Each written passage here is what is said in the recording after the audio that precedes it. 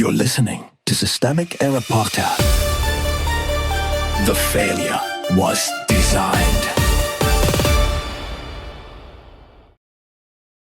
My cyber guys looked at it. Mike Lindell won't quit conspiracy theory after Trump boost, based on an article by Michelle Griffith, Minnesota reformer.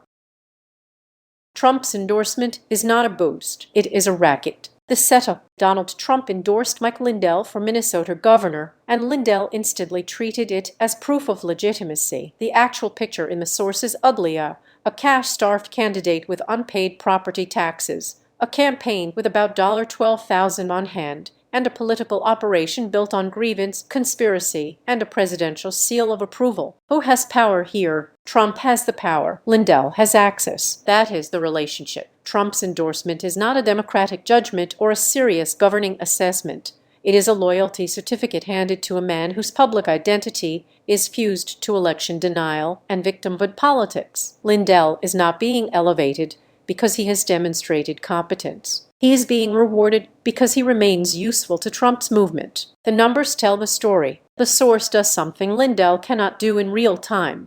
It checks the record. Lindell claims he raised upwards of $3 million, while the campaign finance record cited by the reporter shows just over $1 million raised since December and roughly $12,000 in cash on hand at the end of May. His Tonker Bay property taxes were still unpaid. Those are not trivial side notes. They are the material facts behind a candidate who wants voters to trust him with a state budget, while he cannot keep his own obligations current. This direction as strategy, Lindell's interview, is a demolition of accountability by deflection. When pressed on money, taxes, or public records, he pivots to the press, attacks, fake evidence, and his supposed persecution by our own government. That is the familiar authoritarian trick: turn scrutiny into abuse, turn documentation into conspiracy, and turn personal failure into martyrdom. The article largely lets him perform that routine at length, which makes the reporter's edits and record checks do the necessary corrective work. What this campaign actually represents: this is not a serious governing campaign interrupted by controversy. It is a political identity project built out of Trump loyalty,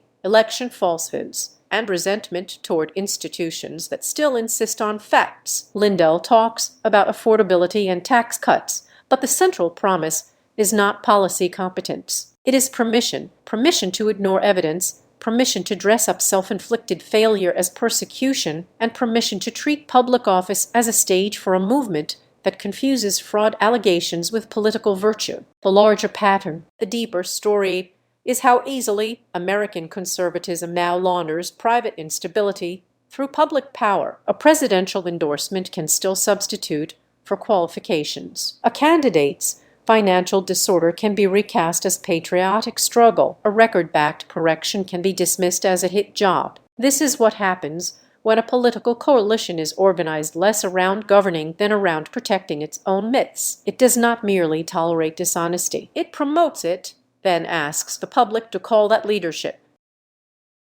You've been listening to Systemic Error. Thanks to Alternet for today's article with the automated voice of LJ. Thanks for listening.